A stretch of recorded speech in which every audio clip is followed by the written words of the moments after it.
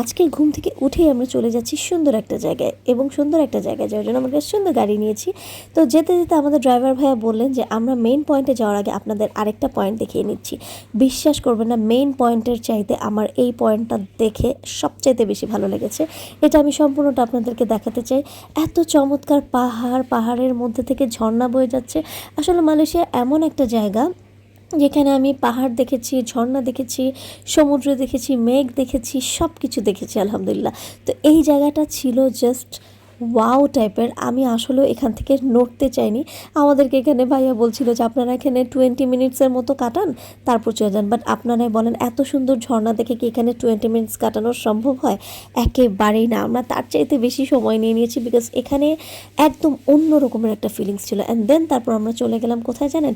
Cameron টি ভ্যালিতে। ওখানে গিয়ে আমার মনটা আরও ভালো হয়ে গেল। এই হচ্ছে আমার প্রথম দৃশ্য, যেখানে দাঁড়িয়ে দাঁড়িয়ে আমি শুধু ভিডিওই করেছি। এত চমৎকার চারিদিক। এটা অনেকটা বলতে পারেন যে বাংলাদেশের শ্রীমঙ্গলের মতো, বিকজ এখানে চারিদিকে চা বাগান আর চা বাগান।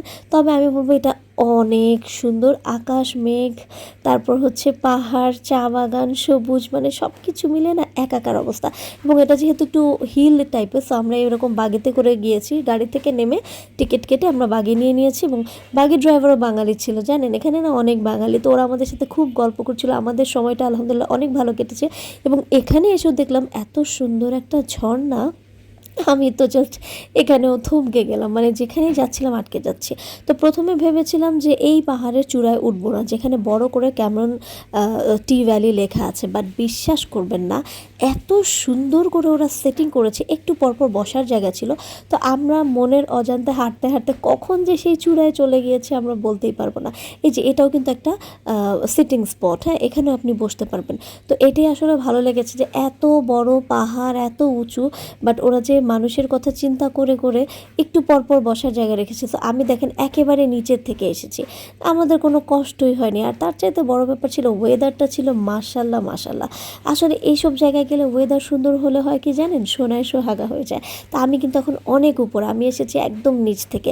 আমরা সবাইকে কীভাবে যেন মানে গল্প করতে করতে উপরে উঠে গিয়েছি। আর সত্যি কথা বলতে চারিদিকে এত সুন্দর সবুজ, সবুজ দেখলে আমার মন এমনিতেই অনেক ভালো হয়ে যায়। আসলে আমি প্রায় সময় মানুষকে বলি, যখন আপনি নেচারের প্রেমে পড়ে যাবেন তখন আপনার দুনিয়ার কোনো কিছুই ভালো লাগবে না। হ্যাঁ, আমরা এইসব দেখার জন্য দুদিন পর পর ছুটে চলে যাই এক এক জায়গায়, শুধুমাত্র সবুজ দেখার জন্য, নীল আকাশ দেখার জন্য, সাদা মেঘ দেখার জন্য। হ্যাঁ, তো যাই হোক, এই জায়গাটা ছিল আমার দেখা বেস্ট একটা জায়গা। আমরা এখন একদম উপরে এসে পড়েছি। অ্যান্ড দেন আমাদের দেখা শেষ হয়ে গেল। আমরা ধীরে ধীরে নেমে নেমে আবার সেই বাগিতে চড়ে ব্যাক করছি। ব্যাক করার সময় আমার ভীষণ মন খারাপ হয়েছে। আমার মন চাচ্ছিল এখানেই থেকে যাই। এবং এই স্পটটা শেষ করে আমরা গিয়েছিলাম আরও একটা সুন্দর স্পটে। সেটা দেখতে চাইলে অবশ্যই আমার নেক্সট ভিডিওটা দেখবেন।